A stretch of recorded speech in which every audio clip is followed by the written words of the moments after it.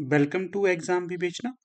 तो दोस्तों, जैसा कि आप लोगों को पता है, हम अपने चैनल पर डिस्कस कर रहे हैं हिंदी साहित्य के अति महत्वपूर्ण 5000 प्रश्नों की सीरीज। ठीक है, तो इस वीडियो से पहले भी हमने इसके बहुत से पार्ट्स को डिस्कस करा है। अगर अभी तक आपने उन्हें नहीं देखा है तो अभी आप डिस्क्रिप्शन बॉक्स चेक करिए, वहां पर आपको प्लेलिस्ट का लिंक मिल जाएगा, उसे भी देखिए और जो पिछले वीडियो है उनके भी नोट्स बनाते रहिएगा। जब भी आप हमारा वीडियोस देखते हैं तो आपको उस समय कॉपी पेन साथ में रखना है। क्यों रखना है? मान लीजिए कोई प्रश्न आपको यहाँ पर आता है, उसे तो आप स्किप कर सकते हो, परंतु जो प्रश्न आपको नहीं आता है इस वीडियो में, तो उसे आप अपनी कॉपी पे नोट करिएगा। और जो कुछ एक्स्ट्रा फैक्ट मैं बताता हूँ उनको भी आपने अपनी कॉपी में नोट करना है। ठीक है, तो चलिए वीडियो को शुरू करने से पहले आपको बता देता हूँ। देखिए, हमारी टीम के द्वारा जो HP PGT हिंदी है, इसके लिए कोर्स चलाया गया है। ठीक है, ऑनलाइन बैच। आप में जो भी इंटरेस्टेड कैंडिडेट होगा तो वो इसमें एनरोल ले सकता है, एनरोल हो सकता है। ठीक है, समय रहते हुए, क्योंकि देखिए जो परीक्षा है HPPGT हिंदी की, तो इसकी संभावना है कि ये मार्च के आसपास तक हो जाएगी। ठीक है, अभी आपके पास काफ़ी समय है कि आप PGT का जो हमारा बैच है इसमें एनरोल हो सकते हैं और अपनी तैयारी को सुदृढ़ कर सकते हैं। तो अगर HPPGT हिंदी से संबंधित कोई भी आपकी जानकारी हो, कुछ लेना चाहते हैं, तो हमारा ये व्हाट्सएप नंबर है यहाँ पर 8219312129। इस पे आप व्हाट्सएप कर सकते हो। कोई भी PGT हिंदी से संबंधित जानकारी चाहिए होगी तो वो आपको यहाँ पर मिल जाएगी। ठीक है, तो चलिए ज़्यादा समय न लेते हुए शुरू करते हैं आज के लेक्चर को। हाँ, अगर अभी तक आप हमारे टेलीग्राम, व्हाट्सएप और फेसबुक पेज के साथ नहीं जुड़े हैं तो उनके साथ भी जुड़ सकते हो। उनका लिंक भी आपको डिस्क्रिप्शन बॉक्स में मिल जाएगा। और वीडियो अच्छा लगे तो इसे लाइक जरूर करना है। तो आज की वीडियो का लाइक का टारगेट कितना है? तो आज भी हमने इसे 100 लाइक देने हैं। ठीक है, तो चलिए देख लेते हैं आज की वीडियो का जो पहला प्रश्न है। तो पहला प्रश्न पूछा गया है, कवि और इनके जीवन काल का सुमेलन करना है। कवि हो गया और जीवन काल जो इनका है यहाँ पर। जो अपने सूरदास है, इनका जन्म कब का माना जाता है? तो सूरदास का जन्म होगा आपका यहाँ पर 1478 में। फिर जो नंददास है, इनका कब होगा? 1533 में इनका जन्म हुआ था। और जो मीराबाई है, इनका समय कब का माना जाता है? मीराबाई का माना जाता है आपका 1504। और रस खान 1533। तो इस प्रकार से जो सुमेलित रूप होगा ये आपके समक्ष यहाँ पर रखा गया है। सूरदास 1578 में इनका जन्म हुआ था और मृत्यु इनकी 1583 में हुई थी। और जो नंददास है, इनका जन्म 1533 में हुआ था, मृत्यु 1583 में। फिर जो मीराबाई है,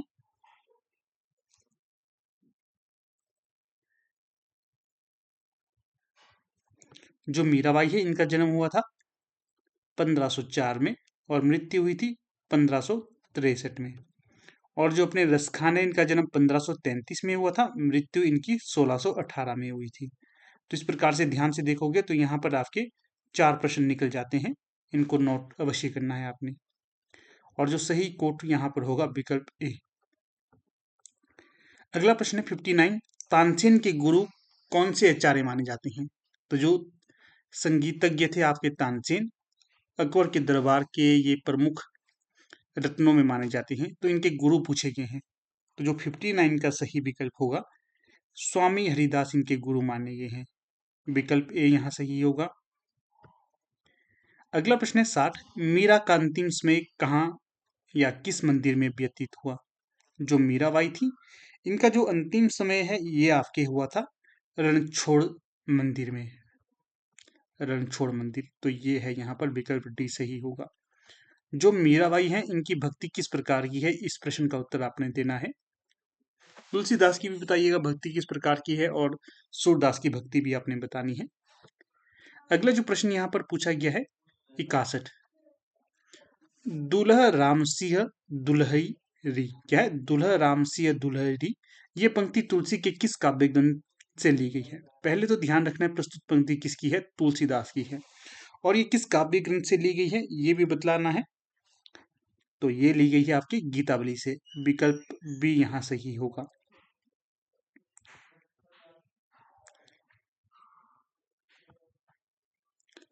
अगला प्रश्न है यहाँ पर, रामानंद के गुरु का नाम बताइए। जो रामानंद थे, इनके गुरु कौन थे ये बताना है। तो जो रामानंद है इनके गुरु का नाम है राघवानंद। विकल्प ए यहाँ सही होगा। इसी के साथ याद रखिएगा जो रामानंद है इनके शिष्य कितने थे? इनके 12 शिष्य माने जाते हैं, जिसके अंतर्गत आते हैं कबीरदास और रैदास भी माने जाते हैं, पीपा भी माने जाते हैं, धना भी मानी जाती है। ठीक है। अगला है रामावत संप्रदाय के प्रवर्तक इनमें से कौन है? रामावत संप्रदाय, तो ऊपर ये जो हमने पढ़ा रामानंद जी के बारे में, तो वही यहाँ पर सही हो जाएंगे कि रामावत संप्रदाय रामानंद जी के द्वारा चलाया गया था। अगला प्रश्न है 64। इन कवियों को कालक्रम के अनुसार व्यवस्थित करना है। ठीक है, भक्ति काल के ये कवि हैं, इनको हम देख लेते हैं। तो जो 64 का सही विकल्प हो जाएगा तो वो हो जाएगा, सबसे पहले आएंगे आपके ईश्वरदास, फिर तुलसीदास, फिर केशवदास और फिर नावादास। विकल्प बी यहाँ पर सही हो जाएगा। अगला प्रश्न देखिए 65, इसमें पूछा गया है इनमें से स्वयंभू द्वारा रचित रामकथा वाला ग्रंथ कौन सा है? तो सही विकल्प होगा स्वयंभू के द्वारा पमचर्यू नामक ग्रंथ रचा गया है। विकल्प ए सही है। अगला प्रश्न है 66, तुलसी की माता का क्या नाम है? जो तुलसीदास थे, महात्मा तुलसीदास, इनकी माता का नाम पूछा गया है। गोद लिए हुलसी फिरे, ये तो पता ही होगा आपको, ये सुना ही होगा आपने। गोद लिए हुलसी फिरे काफी प्रचलित ये दोहा है, ये पंक्तियां हैं। तो 66 का सही विकल्प यहाँ पर डी होगा। अगला प्रश्न है रामचरितमानस जो तुलसीदास जी के द्वारा लिखा गया है, इसके रचना काल कब का है? तो जो रामचरितमानस है इसका रचना काल माना जाता है 1574 ईस्वी का। और इसमें कितने कांड है ये भी बताना है आपने। 2 प्रश्न आपके लिए छोड़ दिए। अगला प्रश्न है भ्रमर गीत प्रसंग का उपजीव्य ग्रंथ कौन सा है? उपजीव्य ग्रंथ पूछा गया है। तो 68 का जो सही विकल्प होगा श्रीमद् भागवत पुराण। श्रीमद् भागवत पुराण ए सही विकल्प। अगला है रहस्यवाद का संबंध ईश्वर के किस रूप से है? जो रहस्यवाद है इसका संबंध ईश्वर के किस रूप से माना जाता है? तो जो 69 का सही विकल्प हो जाएगा तो वो हो जाएगा आपका विकल्प निराकार, जो निर्गुण निराकार रूप है इससे माना जाता है रहस्यवाद का संबंध। अगला प्रश्न है हिंदी के किस काल में लक्षण ग्रंथों का निर्माण हुआ? हिंदी के किस काल में लक्षण ग्रंथों का निर्माण हुआ ये बताना है। तो नॉर्मल सी बात है, जो हुआ था ये रीति काल में। विकल्प बी सही है। इसके पश्चात अगला प्रश्न देखिए 71, इनमें से रीति सिद्ध कवि कौन है? रीति सिद्ध कवि के बारे में पूछा गया है। काफी प्रचलित नाम है ये, अगर आपको आता है तो बिहारी दास ये रीति सिद्ध माने जाते हैं। और बिहारी दास के द्वारा बिहारी सत्सई लिखी थी, इसी के द्वारा ये प्रसिद्ध भी हुए थे। अगला प्रश्न है इनमें से रीतिकाल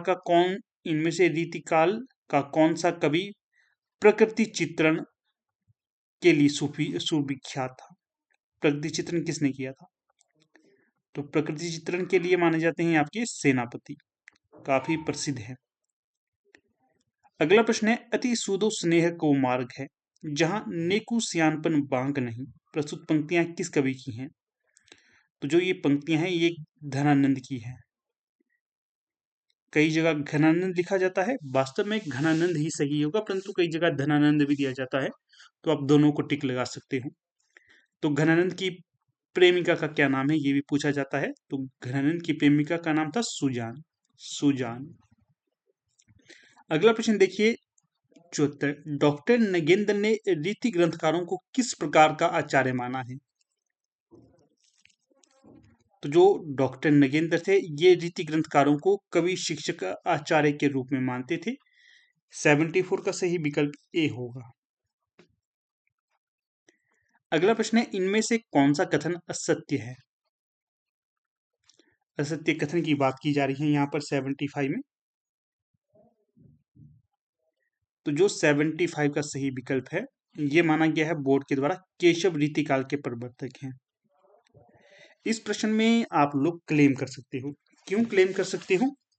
ये जो प्रश्न है यहाँ पर ये अगर आचार्य रामचंद्र शुक्ल को आधार में रखकर लिया होगा तो ये सही होगा।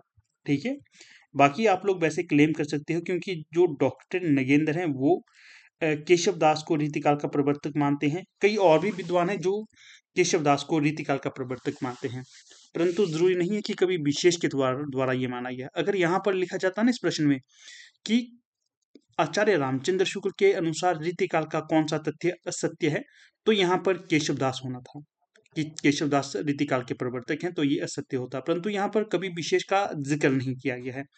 तो सर्वमत के अनुसार कई जगह केशवदास को भी रीतिकाल का प्रवर्तक माना गया है, इसलिए ये मुझे लगता है कि आपको समय रहते इस पे क्लेम करना है। जो एलटी टेट की परीक्षा दिए हुए हैं, एक दो नंबर से वो सोच रहे हैं कि एक दो नंबर से वो रह रहे हैं, या फिर आप सभी को क्लेम करना चाहिए इस प्रश्न पे, ठीक है। अगर आपको इस प्रश्न से संबंधित तथ्य चाहिए होंगे तो आप मुझे व्हाट्सएप करिए, मैं आपको दे दूंगा, ठीक। इस पे करिएगा क्योंकि आपको फायदा होगा, इस पे आपका एक एक नंबर बढ़ेगा तो आपका स्कोर अच्छा हो जाएगा। ये प्रश्न गलत है, क्योंकि कवि विशेष होते तो मान लेते, परंतु सर्वमत तो है कि केशवदास ही रीतिकाल के प्रवर्तक है। जो रामचंद्र शुक्ल है वो चिंतामणि को मानते हैं। बाकी जो यहाँ पर वैसे ग्रेस मार्क मिलना चाहिए सभी को, ग्रेस मार्क एक एक, परंतु देते हैं या नहीं आपके क्लेम करने पर ये निर्भर करेगा। बाकी के जो सही तथ्य है यहाँ पर देखिए, बिहारी सतसई में कितने दोहे हैं? 713 दोहे माने गए हैं, ये सही है। कई जगह 719 भी माने गए हैं, तो इस प्रश्न पे थोड़ा सा द्वंद था, परंतु 713 भी है, सही है। भूषण रीतिवत कवि हैं, ये भी सही है। घनानंद की प्रेमिका का नाम सुजान है, ये भी सही है। ध्यान से देखोगे तो यहाँ से भी आपके 4 प्रश्न निकल जाते हैं। कितने? 4 प्रश्न। अगला प्रश्न है, भाषा भूषण के रचयिता हैं, बताइएगा भाषा भूषण के रचयिता कौन है? जो 76 का सही विकल्प होगा। जसवंत सिंह माने जाते हैं भाषा भूषण ग्रंथ के रचनाकार, और ये कैसा ग्रंथ है? अलंकार ग्रंथ है। अगला प्रश्न है, शिवराज भूषण में अलंकारों की संख्या कितनी है? जो भाषा भूषण जिस प्रकार से अलंकार ग्रंथ है, उसी प्रकार से शिवराज भूषण भी अलंकार ग्रंथ है। इसमें अलंकारों की संख्या पूछी गई है, कितनी है? तो शिवराज भूषण है, इसमें है अलंकारों की संख्या 105। अगला प्रश्न है, इनमें से कौन सा कवि रीति मुक्त नहीं है? ये बताना है रीति मुक्त नहीं है। तो जो 78 का सही विकल्प हो जाएगा, तो वो हो जाएगा विकल्प सी। जो भूषण है ये रीति मुक्त कवि नहीं माने जाते, ये रीतिबद्ध कवि हैं, ठीक है, रीतिबद्ध कवि। बाकी ठाकुर, आलम, घनानंद ये तीनों ही रीति मुक्त कवि हैं। अगला है, रीतिकाल को अलंकृत काल नाम किसने दिया? तो जो रीतिकाल को अलंकृत काल नाम दिया गया था, तो ये दिया गया था आपके मिश्र बंधुओं के द्वारा।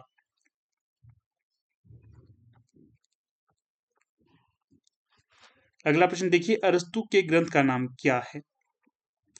पाश्चात्य विद्वान है अरस्तु, इनके ग्रंथ का नाम पूछा गया है, तो सही विकल्प जो यहाँ हो जाएगा पोइटिक्स। पोइटिक्स अरस्तु के ग्रंथ का नाम होगा। अगला प्रश्न, ध्वनि को काव्य की आत्मा किस आचार्य ने माना? तो ध्वनि को काव्य की आत्मा माना आनंद वर्धन के द्वारा, विकल्प ए सही। अगला प्रश्न है 82, इनमें से किस आचार्य ने वाक्यम रसात्मक काव्यम पंक्ति कही? तो जो सही विकल्प होगा 82 का, तो ये हो जाएगा आपका विश्वनाथ के द्वारा कहा गया है ये वाक्यम रसात्मकम काव्यम, सही विकल्प डी।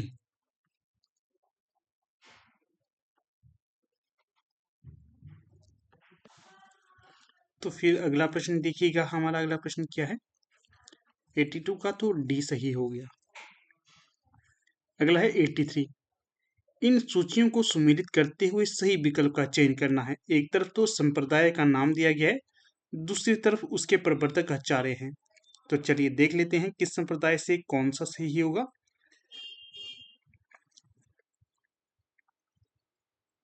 तो जो ध्वनि संप्रदाय है ये किसके द्वारा चलाया गया था?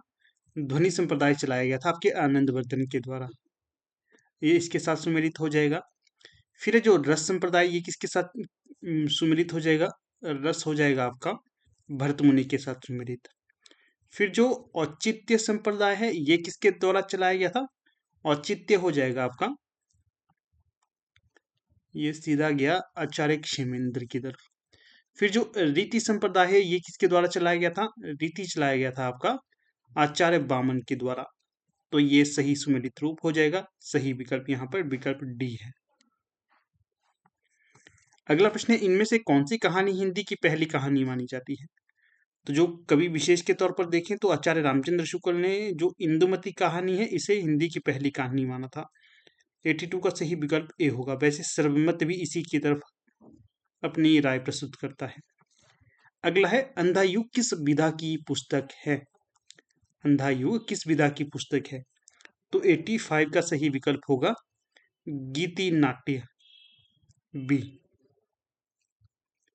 अगला प्रश्न है 86, कूटज निबंध किस सर्ग में आएगा, किस वर्ग में आएगा?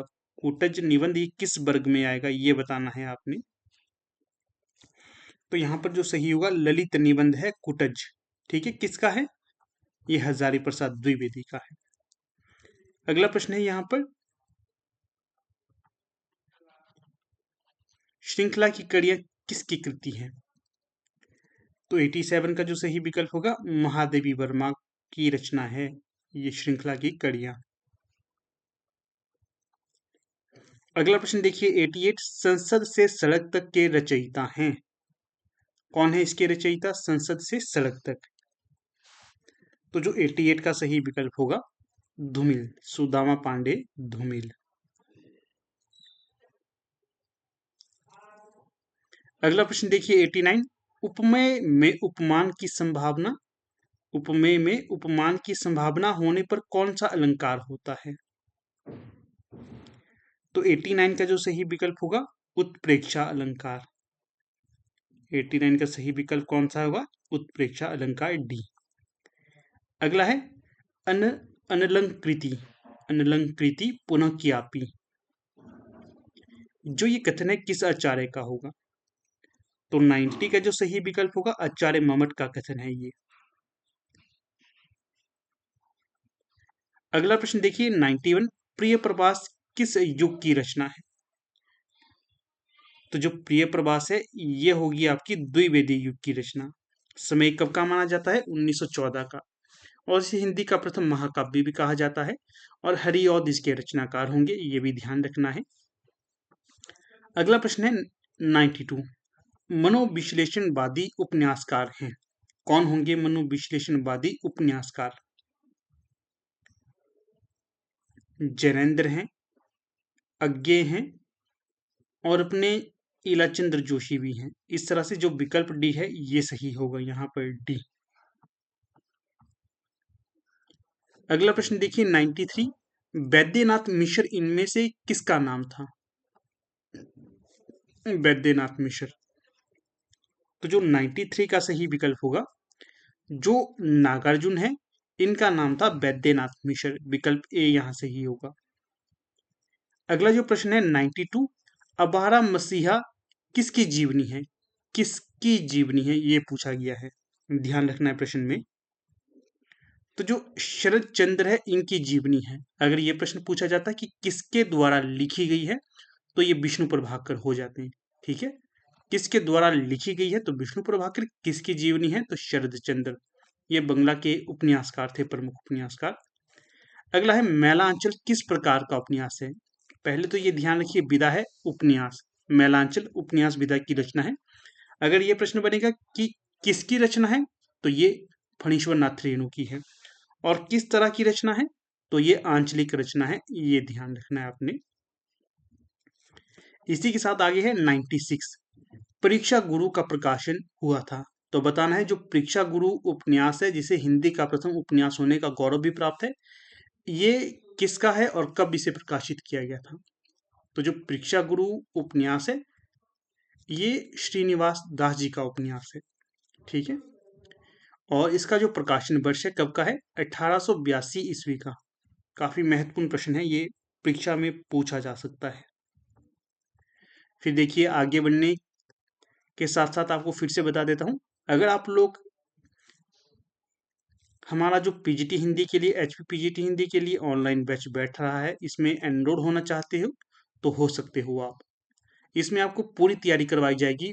जो अपना सेकंड पेपर है, सेकंड पेपर पूरा करवाया जाएगा आपको, साथ में जो प्लस जो फर्स्ट पेपर के 10 हिंदी ग्रामर के क्वेश्चन है उसे भी करवाया जाएगा।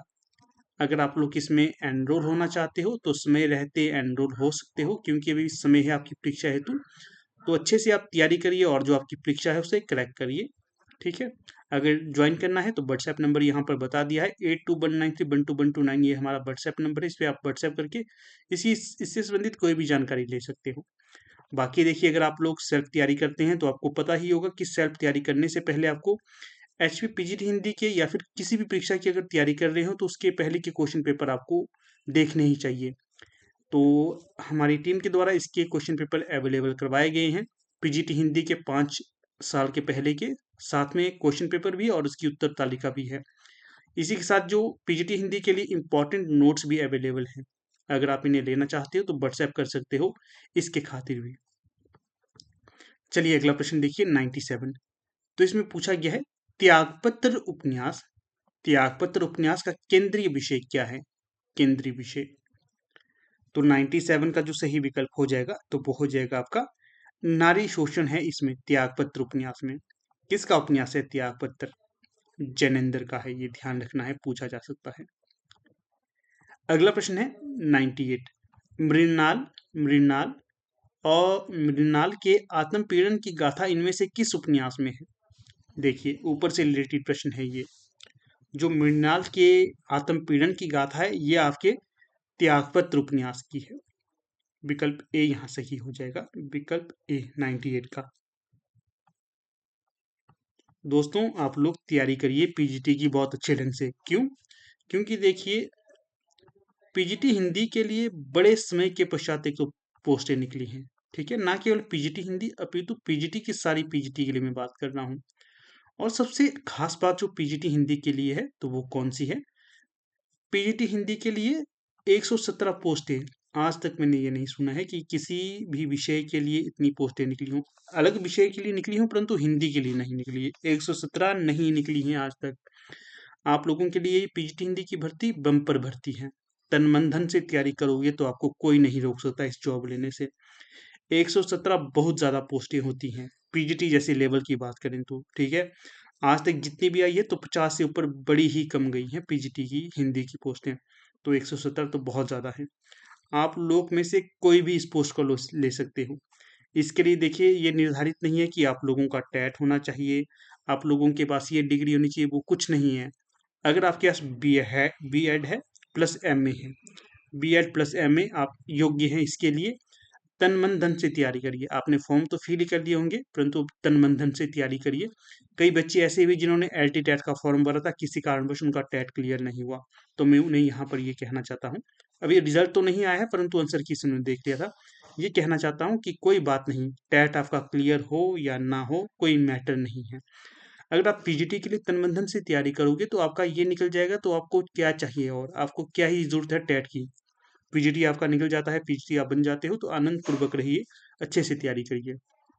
तो कोई भी जानकारी चाहिए होगी तो आप व्हाट्सएप कर सकते हो, परंतु कॉल मत करना क्योंकि इतना समय नहीं होता है मेरे पास। मैं लाइब्रेरी में होता हूँ तो कई बार उठा नहीं पाता। अगर समय हो तो मैं वापस भी कॉल कर लूंगा, परंतु व्हाट्सएप में आपके उत्तर जल्द से जल्द देने की कोशिश करता हूँ, ठीक है। तो चलिए अगला प्रश्न देख लेते हैं 99। प्रेमचंद का कौन सा उपन्यास कृषक जीवन पर आधारित महाकाव्य है? कृषक जीवन पर आधारित महाकाव्य कौन सा है प्रेमचंद का? तो 99 का जो सही विकल्प होगा ये हो जाएगा आपका गोदान। जो गोदान ये कृषक जीवन पर आधारित महाकाव्यात्मक उपन्यास माना जाता है, ध्यान रखना है। इसका जो होरी है मुख्य पात्र है, होरी, धनिया, गोबर, सीलिया, ये इसके प्रमुख पात्र हैं। वापसी कहानी की लेखिका कौन है? वापसी कहानी की लेखिका, काफी रिपीट होता है ये प्रश्न, तो सही विकल्प यहाँ पर 100 का हो जाएगा उषा प्रेमबदा, जो ये वापसी कहानी की लेखिका है। अगला प्रश्न है 101। हिंदी की प्राणधारा डॉक्टर हजारी प्रसाद द्विवेदी ने किसे माना है? किस बोली को डॉक्टर हजारी प्रसाद द्विवेदी हिंदी की प्राणधारा मानते हैं? तो जो 101 का सही विकल्प होगा यहाँ, तो वो हो जाएगा विकल्प सी, अपभ्रंश को मानते हैं आपके जो डॉक्टर हजारी प्रसाद द्विवेदी हिंदी की प्राणधारा, सी सही विकल्प। अगला जो प्रश्न है 102। छत्तीसगढ़ी किस भाषा की बोली है? जो छत्तीसगढ़ी है ये किस उपभाषा की बोली है? उपभाषा की बोली, तो जो 102 का सही विकल्प होगा तो वो होगा विकल्प बी, पूर्वी। पूर्वी उपभाषा की बोली है छत्तीसगढ़ी, अवधी, बघेली, छत्तीसगढ़ी। आप याद रख सकते हो ABC से, अवधी, बघेली, छत्तीसगढ़ी। ठीक है, तो कुछ इस प्रकार से दोस्तों हमारा आज का लेक्चर था। लगभग हमने 50 के आसपास यहाँ पर भी प्रश्नों को डिस्कस किया। काफी महत्वपूर्ण प्रश्न है ये, ध्यान से देखोगे तो और भी तथ्य मैंने आपको बता दिए। लगभग 100 के आसपास तक आपके फैक्ट पहुंच जाते हैं अगर आप ध्यान से देखते हो। तो इनको आप नोट करते रहिएगा, आगे भी आपके समक्ष ऐसी ही वीडियो लाते रहेंगे। तब तक आपको अच्छी लगती है वीडियो तो लाइक शेयर और चैनल को आपने सब अवश्य सब्सक्राइब करना है। ठीक है, तो टारगेट कितना है आज की वीडियो को लाइक करने का? तो ये है कितने, 100। तो 100 लाइक जल्द से जल्द कर दीजिए, आपको वीडियो नेक्स्ट जल्द ही मिल जाएगा। तो ठीक है, अब यहाँ पर अपनी वीडियो का समापन कर लेते हैं। आप लोग वीडियो के अंदर बने रहे, इसका बहुत बहुत धन्यवाद।